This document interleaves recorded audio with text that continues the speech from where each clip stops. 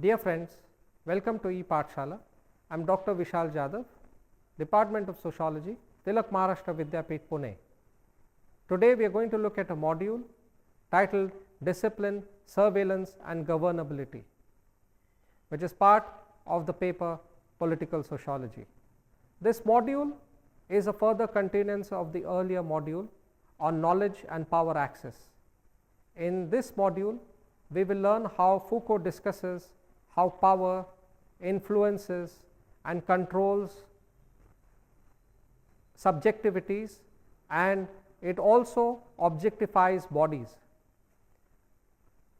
We will see in this particular module how knowledge and how surveillance ensures that our bodies become docile and we conform to the normative order of society.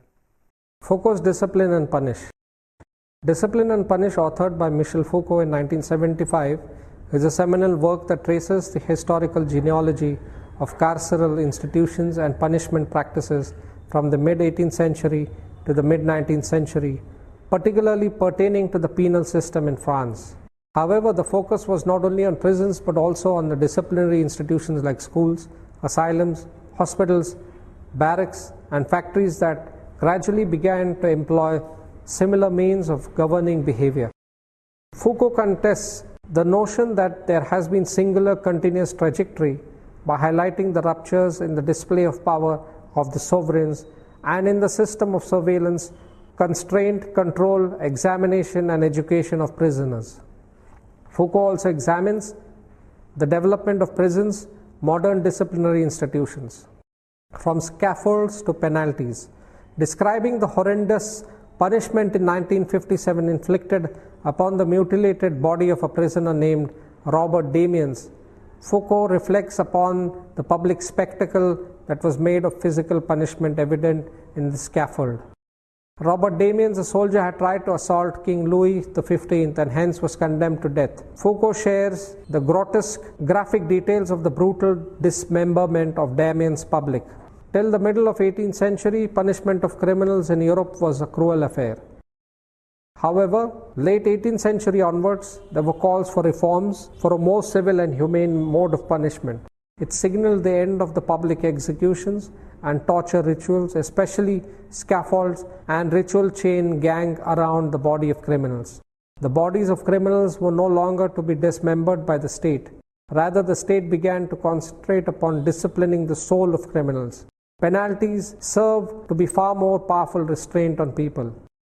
In an environment where the crimes were perpetrated against people's good and properties, violent punishments were to be replaced by more humanitarian ones. Henceforth, a calculated economy of the art of punishment thus emerged, striving to achieve more efficient and effective punishment practices. According to Massimo Serrigiacomo, Foucault highlights the transition between the power of the sovereign to avenge towards the defense of society. The emphasis was now upon the prevention of crime and establishing order rather than on severe torture.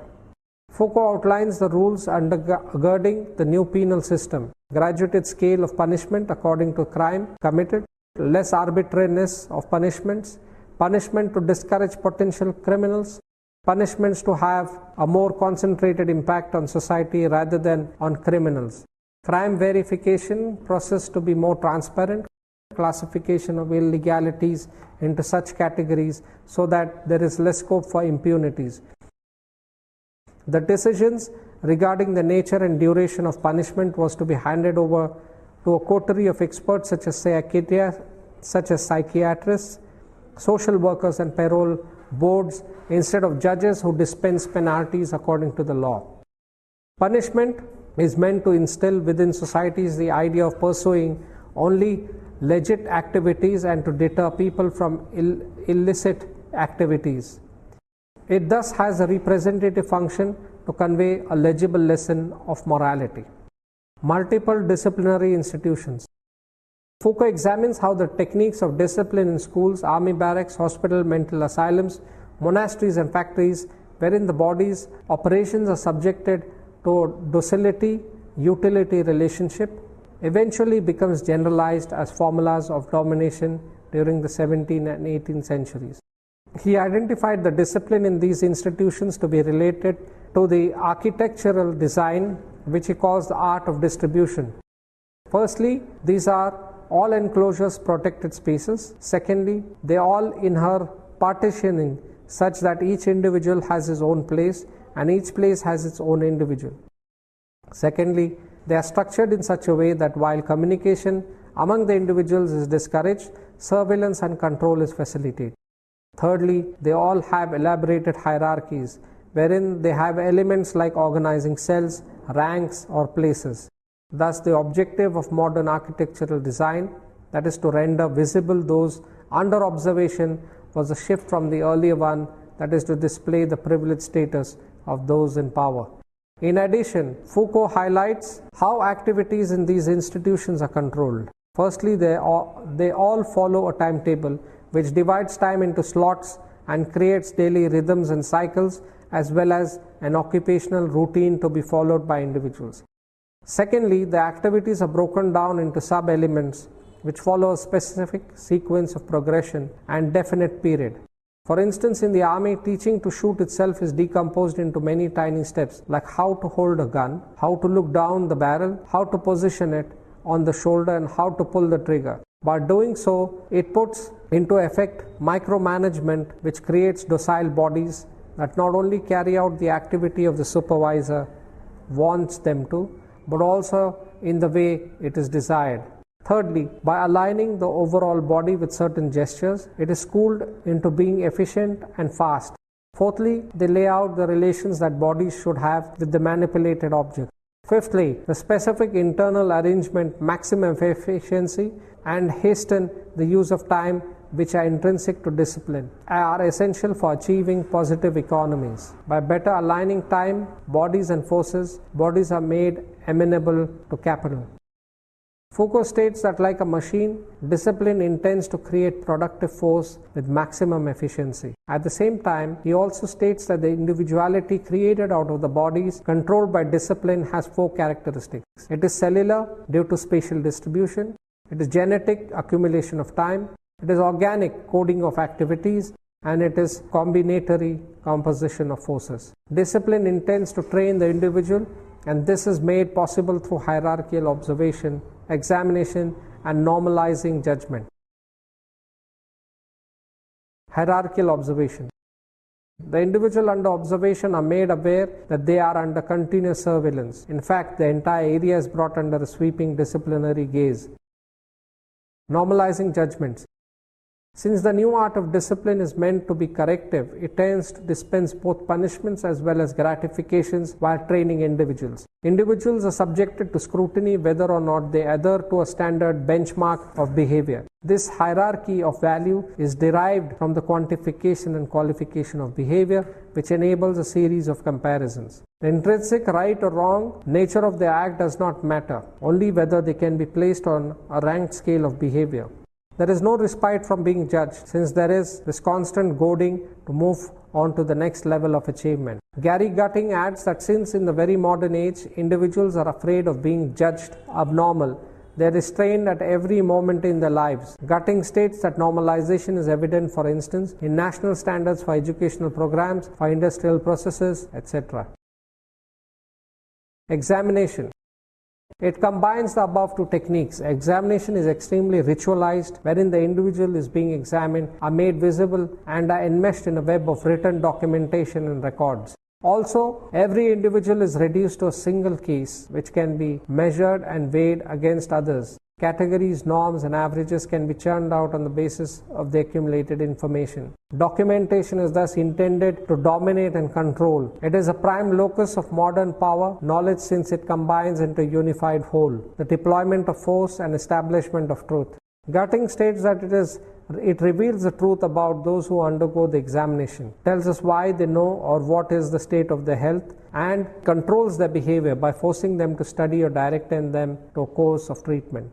For instance, absentee records in schools enable them to control students. Panopticism. Lastly, Foucault elucidates panopticism. Panopticism originated during the control of the plague in 17th century. Spatial divisions were imposed to separate the infected from others, while all stray animals were killed. Houses were subjected to constant scrutiny and permanent written registration. Every house was locked, and a syndic, government official, would retain the key with him, and no one was allowed to leave the town. If any individual tried to move, he would either die of the contagion or face the wrath of punishing authorities. The army surrounded the town. There were soldiers posted at every nook and corner. Observation towers were erected at the town gates. The syndic visits each and every house and does a roll call of its residents, who have to show their faces at the windows. In case the latter do not respond, they will be suspected of harboring the sick or the dead. Subsequently, the syndic would report to the intendants, holders of public administrative office, and magistrate would control the medical treatment as well. The surveillance of the pathological bodies was thus centralized. Foucault refers to philosopher Jeremy Bentham's design for a prison, Panopticon of 1843, wherein delinquent individuals are under surveillance. The Panopticon is a tower present in some prisons, schools, hospitals, and factories, which is used to keep a check on every individual. It is situated in a ring-like formation. The center tower has large windows facing the buildings surrounding it. The building encircling the tower has double sets of windows, one turned inward and the other positioned to the outer side, enabling sunlight to illuminate the cell. Each cell in the building imprisons the delinquent, a lunatic, a criminal, a worker, etc. And the sunlight flooding the cell reveals the imprisoned occupant to the gaze of the supervisor sitting in the tower. There is no protection from the latter's gaze. An instance of the panopticon has been given below. Foucault creates a foreboding picture when he describes the effects of panopticon.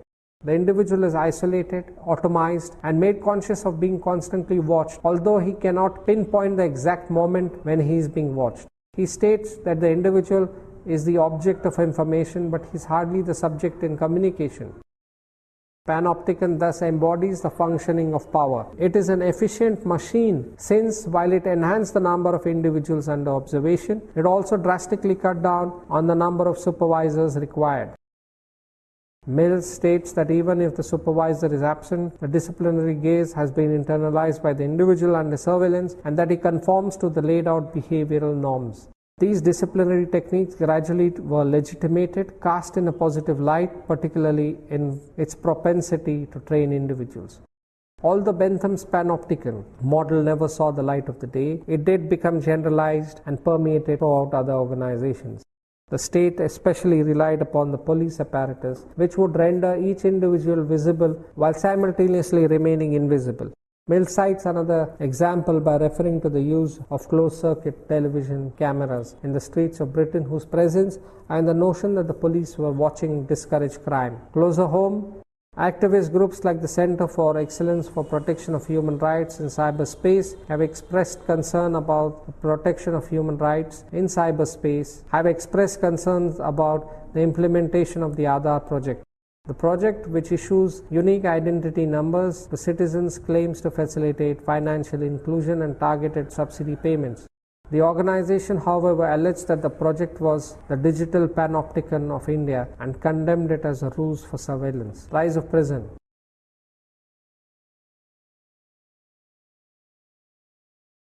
Foucault also elucidates the remolding of the institution of the prison in line with the new penal system, which brought together deprivation of freedom with the technical transformation of individuals. Prison inheres alienation, routine and control, conduct, and the modulation of penalty. As the prison registers, records, and accumulates a mass of data about the criminal bodies, it is oriented towards not only enhancing efficiency and productivity, but also normalize the latter. As an instance, he cites from the document dated to 1837, which states that delinquents in Paris have to undergo a regimented schedule.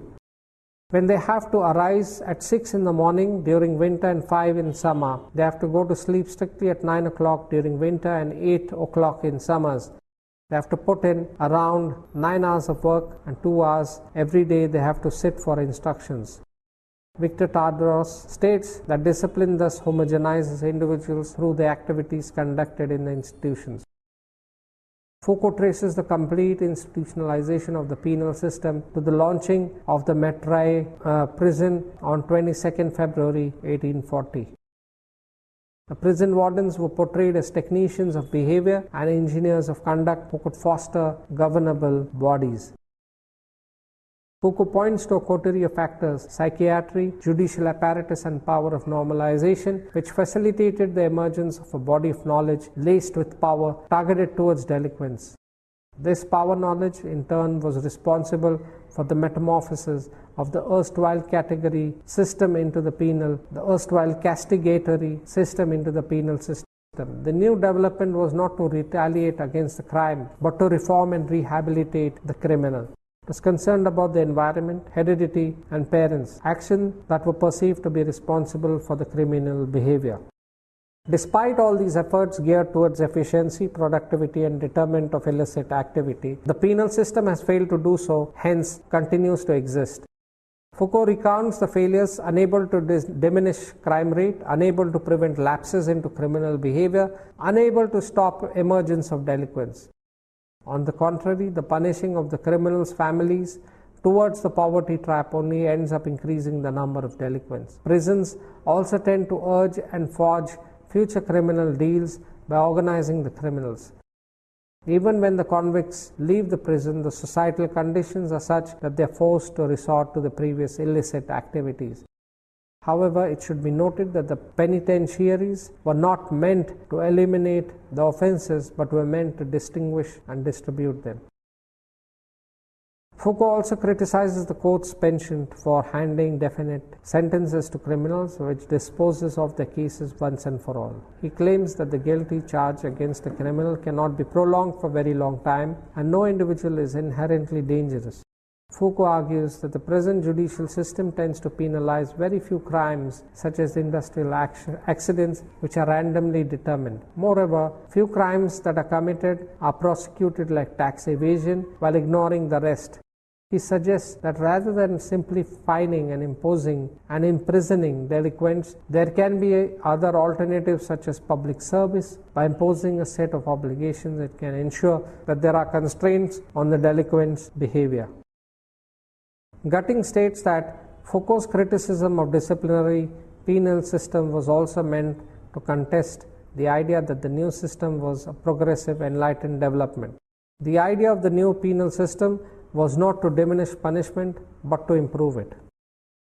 Foucault clarifies later in an interview with Aspire that rather than simply outlining the history of the penal and carceral system or simply criticizing its problematic aspects, he wanted to attack the system of thought undergirding it. He wanted to challenge the supposed rationality of the idea that the prison is the most efficient institution to deal with crime. He dismisses the claim of the earlier reformers and the modern system of penalties that they were advocating was more humane, different from the earlier one. Rather, he argued, they had uncritically accepted the logic behind the earlier system and were only trying to figure out which institutions would best serve its purpose and help attain its end. Concept of power and the marginal. One may ask, how does discussing the details of modern penal system help us? Foucault's work on the penal system helps reveal the way power operates in society. Parallel to the change in the system of punishment, there is a transition in the way power circulates. Earlier, the king represented the nation and dispensed power from above, exhibited through public torture rituals. Now, power permeated the whole society. Sarah Mills states that Foucault's work is focused on the functioning of power in the everyday relationship between the individual and social institutions, as well as on individuals' conformity with or resistance against power. For Foucault, power is not a possession assumed to be held by those dominant, while those dominated attempt to extract it from the former. Power is also not imposition of the will of the powerful on the subservient individuals. Rather, power is a strategy and is constantly performed. He says that individuals are the vehicles of power, not its points of application. Gutting too states that Foucault does not give credit to any particular class or world historical factors for the rise of modern power. Rather, he claims that modern power, in the manner of genealogy, was the chance result of multiple uncoordinated cases. Power permeates throughout society and is dispensed through a number of micro-centers. This sets Foucault's work apart from earlier Marxist theorists who held particular groups and institutions, the bourgeoisie, the central bank, the military high command, and the government press responsible for societal domination. They were convinced that by taking over these institutions and groups through a revolution, freedom is attainable. For instance, renowned Marxist Louis Althusser had conceived of power in one-dimensional manner as emanating from the top downwards. The state represses individuals who fall prey to his ideology. However, Foucault contests that there are numerous centers of power that do not succumb to revolution. He attacks the state apparatus of Soviet Union for changing leaders, and yet there is no destabilization of the hierarchies of society like family, sexuality, the body that exists in capitalist society. He says the state consists in the codification of a whole number of power relations which renders its functioning possible, and revolution is a different type of codification of the same relation. Since the revolutionaries strive for a top to bottom centralized control, the revolutions tend to be inclined towards totalitarianism. Rather than striving for global transformation, there should be a shift towards local politics. In addition, Marxist theorists evince faith in the permanence of the state, rendering them oblivious to the possible ruptures in power and hence the potential for change. Foucault calls the state a mythicized abstraction which is rather limited. He puts forth the concept of marginal. The marginalized individuals and groups occupy an interesting position. While they are part of the same society as their non-marginalized counterparts, yet they are sidelined because of the values they hold, are not in line with the latter, or their welfare is not taken into consideration, unlike the latter. For instance, homosexuals, migrant workers, prostitutes, etc. Gutting adds that to incorporate the marginalized into the political program means a complete overthrow of a society's core values need not be carried out. Only some measures of reform is needed. Foucault cautions that the politics of marginalization may further marginalize, since it may institute a spokesperson for them, thus muffling the voices of the marginalized. Hence, his group, founded during the early 1970s, relied upon Foucault's public intellectual status only to publicize the testimonies of prisoners. As such, Foucault's conception of power acknowledges individuals not as passive dupes but as active agents. Criticism. Firstly, Foucault has been accused by Donnelly of not clarifying the processes through which disciplinary practices of the prison get diffused throughout society. Others were critical of his exposition of the role played by reformers for developing the prison during the 19th century. Foucault had argued that reformers, in their zeal for efficient control, ironically ended up giving rise to the very institution that they disapproved of. David Rothman and Michel Ignatieff, however, place the reformers at the heart of the modern prison system and argue that they had mandated religious pedagogy in jail, feeding and clothing the inmates, their sanitation, etc. Secondly, in Discipline and Punish, Foucault argued that there is no chance for resisting since power is inbuilt in us. This is contrary to Foucault's work in History of Sexuality, where he tried to transcend the conventional view of power as only constraining or suppressing of the powerless. Instead, repressive institutions could be productive and could engender novel kind of behavior. It is also unstable, has to be repeatedly sustained, hence amenable to resistance.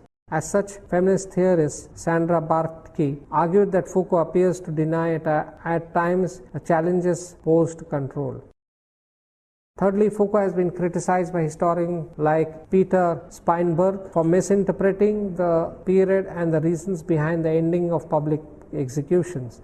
Steinberg dismisses the idea that the abolition was a singular event, arguing that it was a series of gradual steps towards privatizing punishment. He instead traces the end of public punitive system to as early 1600, when judicial use of mutilation had considerably diminished in Europe. Fourthly, D. Garland argues that with the exception of power and control, Foucault does not recognize the role played by any other value in the development of the penal system.